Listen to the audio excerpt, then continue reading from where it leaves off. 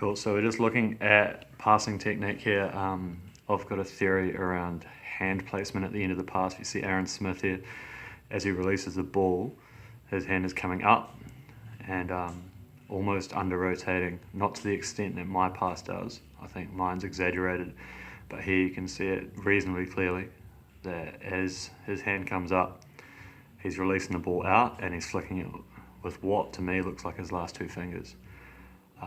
This is in a really controlled environment, so this is him demonstrating the perfect pass, and that's what leads me to believe that there might be some credit here to my theory.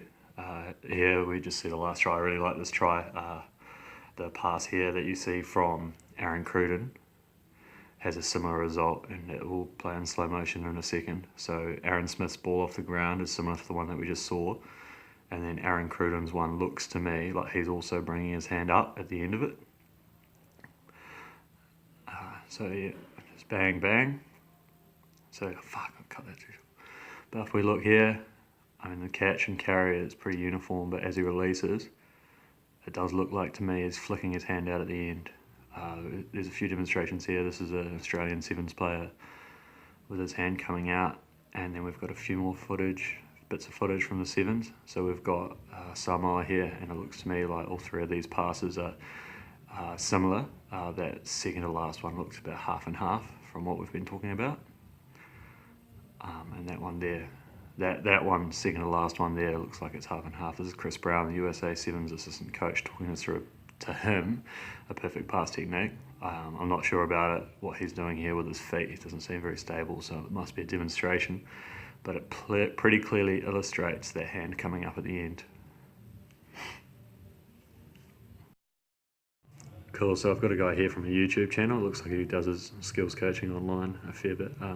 He's pretty accurate in later demonstrations, so it's worth looking at. He's probably a bit closer to rolling his hand over at the end than the other passes we've seen in uncontrolled environments. Now, I'm not looking at where his hand ends at the end of his extension there. I'm looking at where his hand leaves the ball, because I think that this is where we've got a bit more interest for me, is in that the last point of contact seems to me to not be rolling over, but flicking off the fingers. This isn't to say that that's the correct technique at all, but if we have consistently the top passes all performing the exact same thing, then I think that that does start to approach an area of where you can say that that is correct technique. There's a lot more research I've got to do, but this is where I'm at now. I'd love to know your thoughts. Cool, so I've looked at a fair bit of footage online now. Obviously there's a lot more to go through, and I'll be looking a little bit closely when I do watch more footage of these passing techniques. This is in no way set in stone as far as my mind goes, but it's definitely something that I think there's a lot of interest in for me, where I can figure out more. I'm yet to see any footage of guys rolling their hand over, which is the technique that a lot of top coaches that I've worked with and I've seen have said that you should do. So I'm really interested in this, because it seems to me that there's a bit of a disconnect between what's being coached at almost all levels and what's actually happening on the field. And I guess if we do find that that disconnect's definitely real, then we've got to find out why it's real, and we don't have to, but I'm interested in it. So find out why it's real and what we do from there.